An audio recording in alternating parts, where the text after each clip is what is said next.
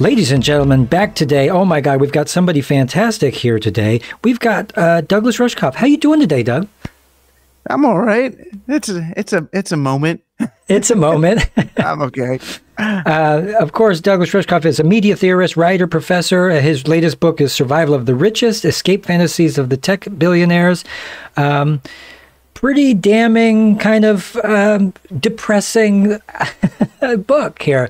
Can you think? I think I find it funny. I mean, but maybe I'm sick. But I think it's such a relief to see that the billionaire guys are afraid of their AIs coming to eat them, or that they want to build bunkers to escape from the rest of us, or robots to control us. When you actually see the how inane their plans for our collective future are, it's a relief that, oh, good, we don't have to follow that. This is not the direction. It should be like, oh, good. So what can we do instead, right? We can play banjos and make music and art. We don't have to over technologize ourselves, or start looking at human beings purely in terms of their calculable utility value. It's once you push on one of these tech bros and you see the eugenicist beneath the skin, it's like, I mean, yeah, it's scary in a way, but only if you really were holding out faith that these guys were our salvation. Yeah. I mean, we a lot of people out there think Elon Musk, he's just a genius and he's going to save us from ourselves. But I think people like us can kind of see through that facade and say, no, this is the wrong direction. Yeah, I would tend to differ with that assessment of Elon. Yeah. I'm not even sure, but I was going to say, I'm sure he means well. He's a great salesman. I mean, I was involved in the early and mid 90s in an effort where the US government was looking at how can we convince people to use electric cars. I mean, not that in the long term, we don't really know in the long term if they're that much better in terms of their total carbon footprint than anything else.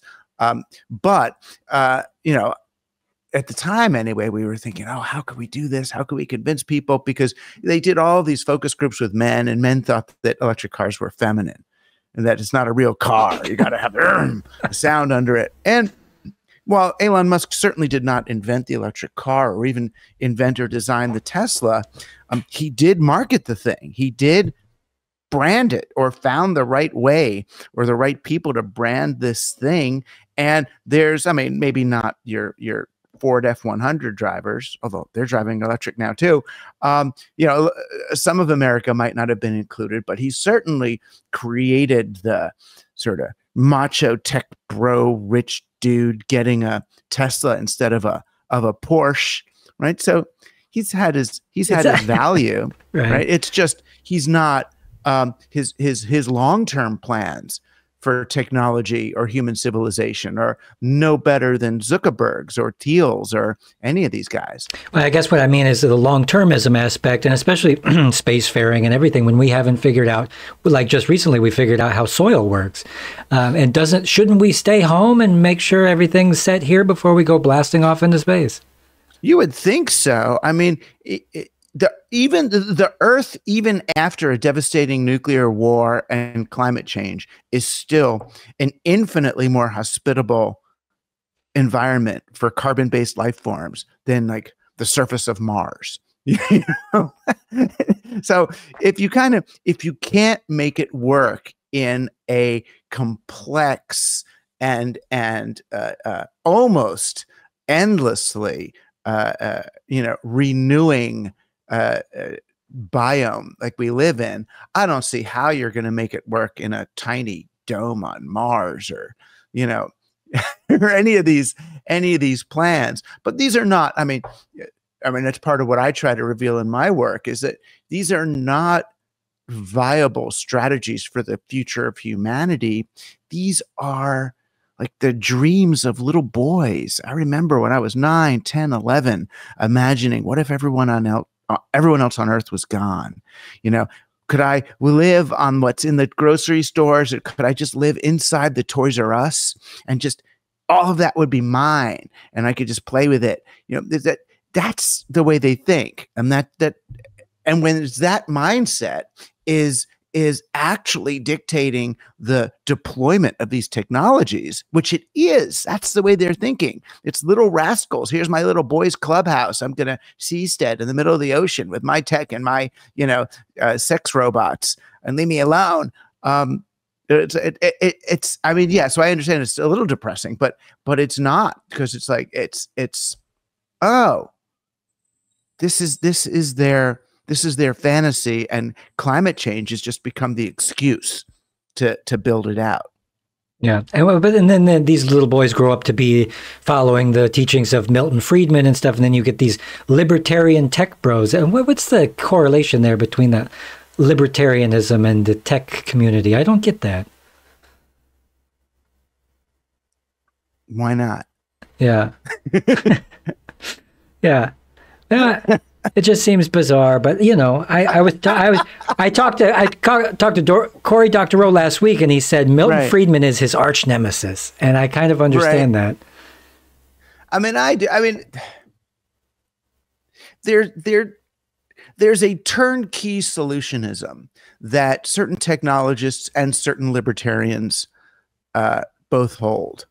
The idea that if we just let the forces rip, everything will be okay. Just get out of their way and let it go. So if you come up with the best program, for humanity, the best software stack that takes education and cognition and love and the environment and everything else into account, you just throw it on a blockchain and let it go.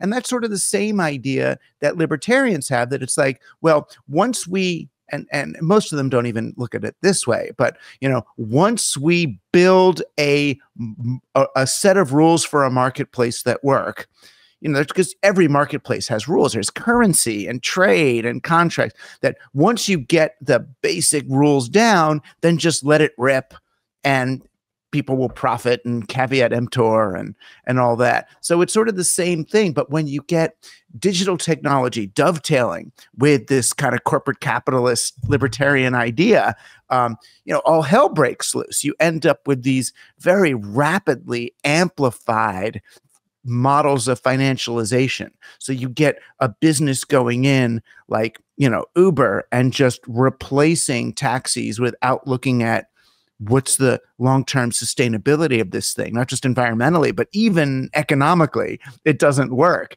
Or, the AI companies coming, we're going to just replace labor and let's just let it go. It's like, yeah, that's fine. But then we've got to rethink employment and a whole lot of things about the economy. To then, if there's no jobs, then does a person need a job in order to be entitled to a house? Well, maybe not. Let's have that conversation. Yeah, right. In my book, of course, I'm chronically underemployed banjo player. I say yes, let's have free houses for everybody and healthcare and stuff. But then I hear the arguments on the other side about hard work and blah blah blah, and I really find that. It's like 90% of these guys' success is luck, is a happenstance of birth, happenstance of opportunity. They want you and me to do the hard work. They just want to go to Burning Man and have ayahuasca and stuff. And somebody out there shaking their fist saying communists. So as they're watching us. Yeah, whatever. I got in a little trouble on CNN. I was doing this interview about AI, and then finally they said, "Well, what about the unemployment problem?" And then I said, well, what about the unemployment solution? What's the problem? I'm happy for robots to do all the work if I get to do all the play.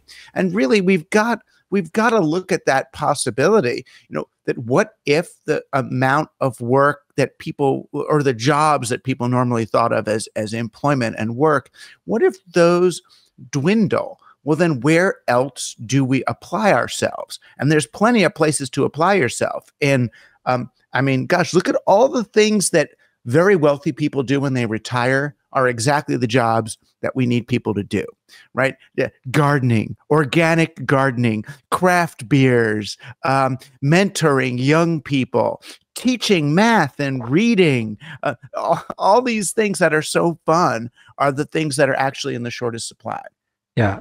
Well, isn't the promise of technologies that one day we will live in some sort of communist utopia where everything is taken care of, not just for billionaires, but for all people. And then we can sort of relax and, you know, smoke a joint and play guitar and dance all day while robots farm our food. And isn't that the promise? You think so?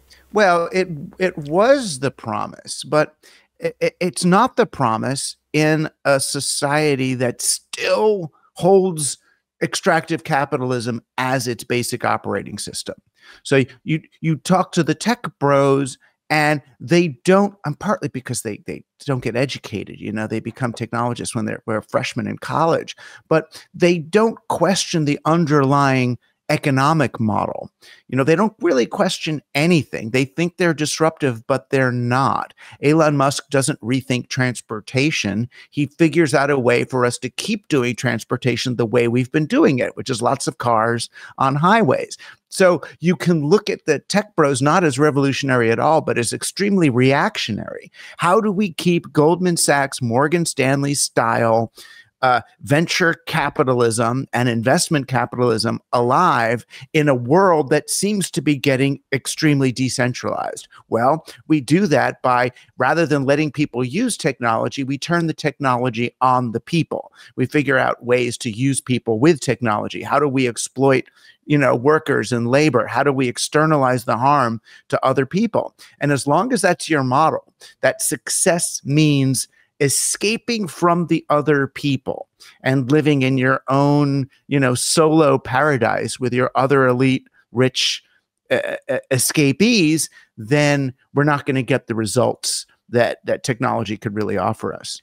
And is this going to be like just a part of human nature? Is that if we are given our own choices, that we'll always choose convenience over, you know, just being okay with doing the hard work or doing, you know, because it seems like always wanting to cut corners is one of the ways that humanity has really taken a left turn at Albuquerque. Yeah.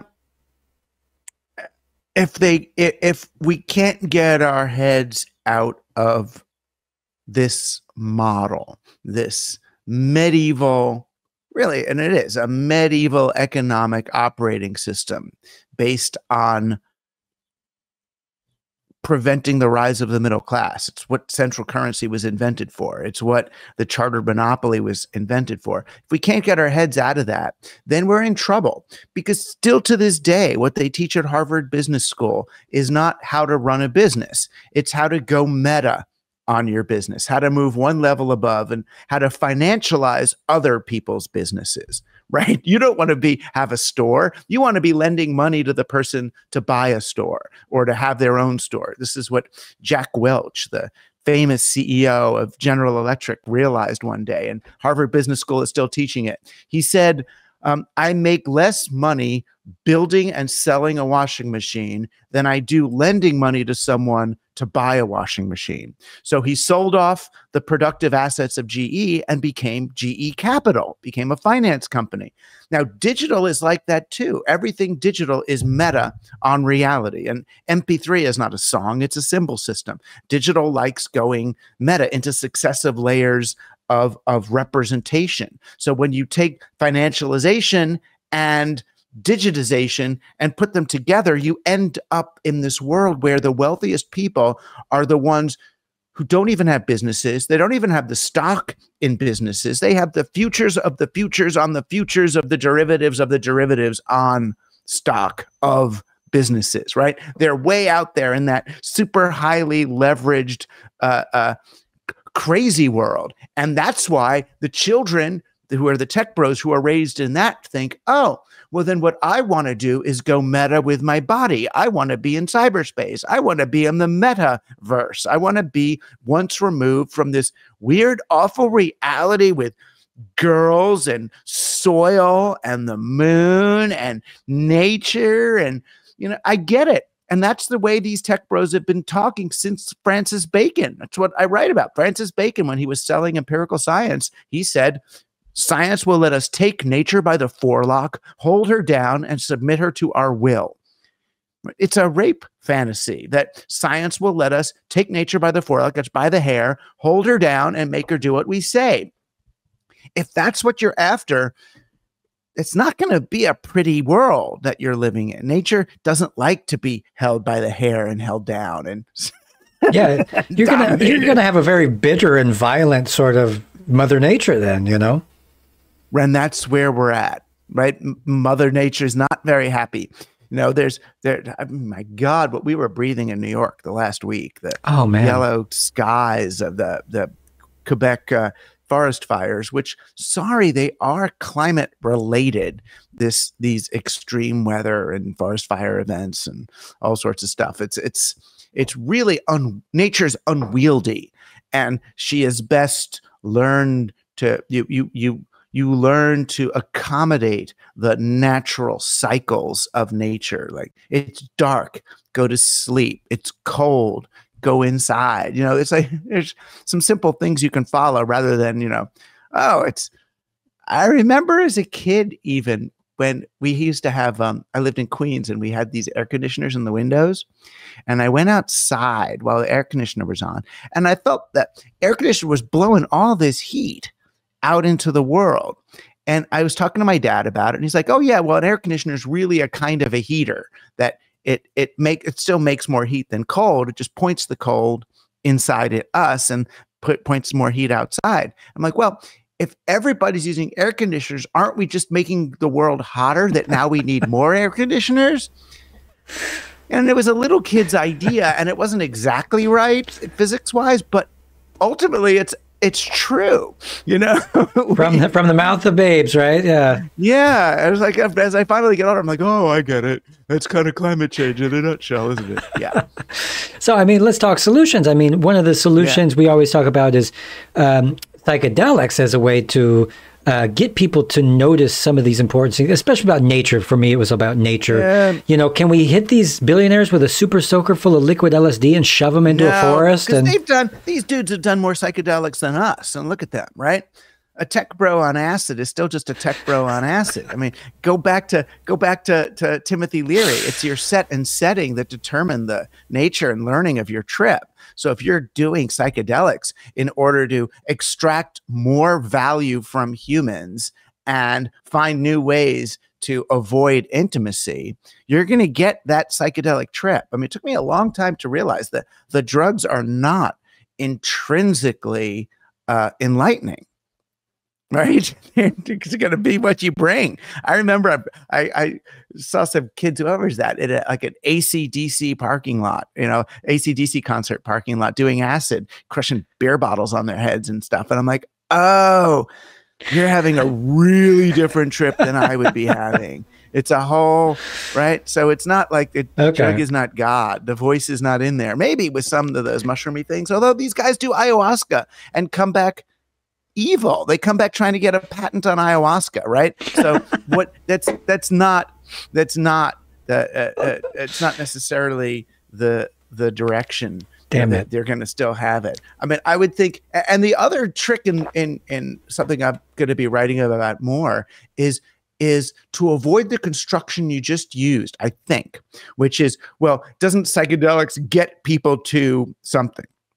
That once you're trying to get people to do anything, I think we are in the tech bro place. I mean, that's always the way I would talk. How do we get people to be more human? How do we get people to look into each other's eyes? How do we get them to put down their phones for 10 minutes? But once we're thinking, how do we get them to anything? We're now the tech bros. We're now the people who know better, who are trying to get people to do. We're to manipulate the actions of others. So I'm moving more into the space of sort of how do we create an environment that engenders this or that engenders more human interaction, that engenders eye contact, so it's a little bit less manipulative. But the only thing that I've got is and we can't use the word degrowth because it upsets people too much, but is you to maniac. start. Yeah, they can't. They didn't want to. No, degrowth, because they're so addicted to to central currency. They don't realize that the whole growth thing is an artifact of interest-bearing central currency. As long as you have to borrow money from a bank at interest and you need your economy to grow. People think that you need the economy to grow in order for people to be okay. But no, you only need the economy to grow in order for bankers to be okay. And bankers are fine. They're going to be fine. There's too many of them. There's way, way, way too many bankers being supported on the charity of society, right? They're not doing the work.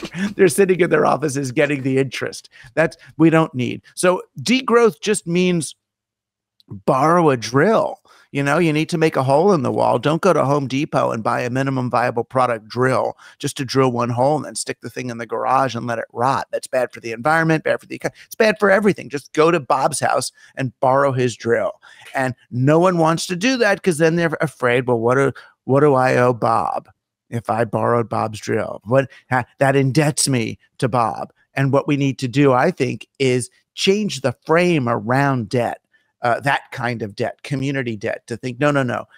If you owe something to your neighbor, that's a good feeling, not a bad feeling. Now you have an excuse to do something for them, to fix their sprinkler, to teach their kid math, to invite them to your holiday party. You know, it's like, that's good. That's the basis of community, is people having done stuff and owe stuff to each other. Now, I dig this idea, but then somebody will throw the idea of the tragedy of the commons in your face and say, well, look at public toilets. Well, the tragedy of the commons is not, it's because there's no commons. Tragedy of the commons is, what's a public toilet? At the mobile station on the highway? That's not a commons. No one takes responsibility for that because it's owned by the mobile guy, you know, and it's not. If you had a real commons, that's a community taking care of something. Commons is work all the time. Commons have a way higher probability of working than private ownership. It's just, we don't know what a commons is. We think a commons is just that thing over there. No, a commons is a community coming together to enforce rules around the use of something. So you say this pond is a commons. You're only allowed to fish 2 fish a week out of this pond, or there won't be enough for everybody. And that's the rule. And if you break the rule, then we enforce it and you're not allowed to fish in that pond anymore. Right. You know, so commons is a series of strict rules as compared with enclosure, which is where a corporation now gets to extract all the value from something and move on. So no, a commons, the tragedy of the commons is a myth. There is no tragedy of the commons. That's kind of what I believe myself, because I believe in community, you know. And there's this thing, if a monkey took all the bananas from the rest of the monkeys and hoarded them for himself, science would be desperately trying to figure out what's wrong with this monkey. But in the case of humans, we put him on the cover of Forbes magazine. Right. That he took too much. And then, you know, they did take too much. I mean, I do talks at business schools sometimes. And I used to do this thing where I started to say, is anybody in... would anybody in this room be satisfied with making $50 million only? 50 million. It's your ceiling. That's as much as you can make. And they all say, no, I don't want that limit. I can't. $50 million is not enough.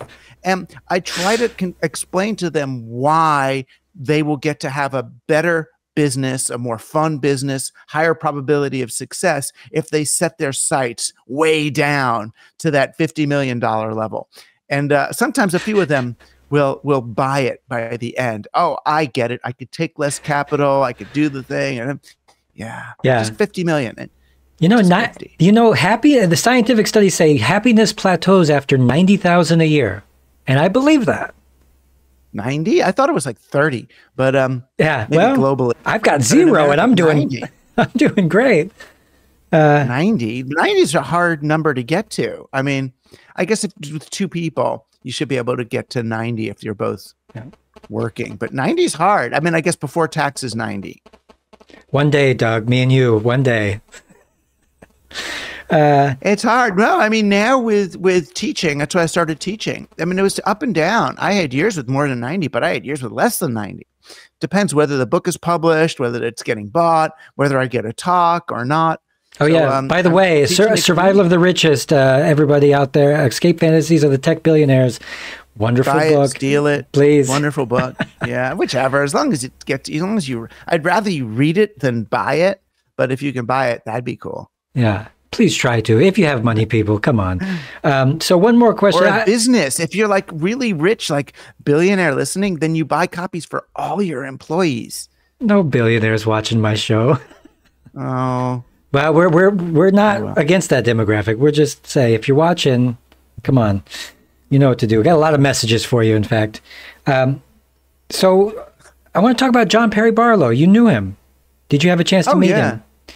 Yeah, I knew him well. Yeah. So what was it like in the 90s when all this was kind of starting up and the excitement of the internet before it kind of went the way it went? It was different. I mean, in the late 80s and early 90s, my most psychedelic friends were running out to California to join the digital thing, right? To get jobs at Apple and Intel and Sun Microsystems. And the early computer movement, really the PC movement forward, and maybe before that, the Altair movement forward, was highly psychedelic because only psychedelics people were really comfortable hallucinating a reality. It was that different. Cyberspace. What was this going to be? How were we going to interact? Who are you? What is your identity? Are you in body or out of body? And you're traveling around and hypertext, clicking on something and opening a drawer and ending up in a different universe. It was a dreamlike reality that we were building that only psychedelics people and kids felt comfortable doing. So our friends, we had 12, 13, 14-year-old hackers and crazy psychedelics people. And John Barlow was sort of the perfect interface between those two worlds. He was a Grateful Dead lyricist, so he was very psychedelic. And as one of the founders or co-founders of the EFF, the Electronic Frontier Foundation, he was also helping defend the 12, 13, 14-year-old kids who were being arrested by the FBI and dragged into prison for breaking into a computer system, because he understood, as we all did, that they were not trying to steal things. They were wandering. It was the same as, gosh, if you had the keys to the shopping mall, wouldn't you run in at night and see how it works and turn on the fountain and jump around? I mean, you're not stealing stuff from the stores. It's just to be in there. And that's what it was the kids didn't recognize the gateways, the locks, and tried to pick them all, like phone freaks. So there was a weird moment where government had really cast itself as the enemy. Government were the ones who wanted to use the internet for defense and nuclear stuff. And they were the ones who were looking at doing the computer, decency act, where Tipper Gore and a bunch of politicians were worried about kids finding pornography on the internet, so they want to regulate it. And they had Operation Sun Devil, where they sent the FBI after all these hackers. So John Barlow in the 90s came out with this statement called the Declaration of Independence of Cyberspace. And many of us cyberpunks kind of jumped on board. It said, governments of the world, beware, go away. This is our space. We don't need you. We don't need your damn rules and regulations, and leave us alone. And what we didn't realize really at the time was that John Barlow wrote this from Davos. He wrote it as, if you get rid of government online, you just create free reign for business to grow. It's like you get rid of all the fungus and the bacteria grow wild. So the biome of the internet ecosystem became libertarian, and we didn't quite realize what that meant because government had cast itself as such an enemy. We were so happy to get rid of them that we were just going to play. And what happened was the dot-com boom, was the long boom, was Wired magazine, was the recontextualization of this very human renaissance as a digital business revolution. And a lot of the psychedelic tech kids were drawn into it, but a lot of us realized, oh my gosh, the great Mondo 2000 Terence McKenna rave dance of a creative internet has been surrendered to Amazon.com. Tragic, really tragic. And I had actually had the chance to meet John Perry Barlow. My band was chosen off the streets in Haight-Ashbury to come play at his house. And we did. And I didn't know who he was until the end of the night. So nice guy. Was a nice guy. Really nice guy. Yeah, in a way. He was also, man, boy. Yeah, libertarian. Yeah, a Wyoming rancher. He was Dick Cheney's roommate in college. Oh, jeez. Ran his first campaign for Congress. I mean, it was an interesting combination of things. But there is an overlap of psychedelia and libertarians. You see a lot of libertarians at dead shows too. It's that fear of the government. Libertarians they're working under the false understanding that the market is a natural system, right? That the market is like nature, and it's no more like nature than government is. It's just another. It's another behemoth to tame. Yeah. Look, yeah. Well, Doug, we ran out of time. That was 30 minutes. You believe that? I do. I believe it. All right. I believe it. Well, I believe it. You come back sometime. We'll do it again. I wanted to say again, everybody out there, Survival of the Richest, Escape Fantasies of the Tech Billionaires. It's the coolest book you could possibly want to read. I mean, oh, thanks. From one of the coolest, most handsome guys out there. Come on. Oh, are they going to see this on the thing? They see our pictures? Oh, yeah. Oh, look. I mean, there you go. That's okay. What. Yeah. I wanted them to see me without the mic. Yeah. All right. Well, I wouldn't. I mean, if it's visual, I usually try to do, one of those or something. Yeah. Oh, wow. Yeah. We'll see who comes by. Mostly just hobos and circus freaks come by to watch my show. So. Oh, good. Yeah. I'm all into the circus. All right. I wanted to join the circus. Yeah. Yeah. Where are you? Where are you right now? Where are you? You're not in Jitsi. I'm in Germany. Oh, wow. I married a soil scientist. Wow. Do you speak German? Ja, ich bin sprechen ein bisschen Deutsch jetzt. 6 Jahre. Okay. 6 years here. Yeah. So you can get around. You can find a bathroom and. I've already been to court because I grew weed on my balcony. So there you go. That against the rules there? Still, but they're working on it. They say next year sometime everybody will be able to do what they can do, like in Colorado. So. But they didn't kick you out. No, they're actually very easygoing about because they need people right now. The population is waning, so they're looking for anybody that's willing to. Really? I could move there and get my EU passport. Pretty much. Make up some kind of job, and I think they'd take you. I'll make up a job. Banjo, dude. Universal health care. All right. Oh, my gosh. I can't even imagine. I'm over here getting sick on purpose. Well, get sick on my behalf. I can't get sick here. I'll get sick for you. Doesn't work. I have insurance, and it's still too expensive. Yeah. All right, let's sign off to everybody, and we'll chat briefly after. Okay, bye, everybody. Be good.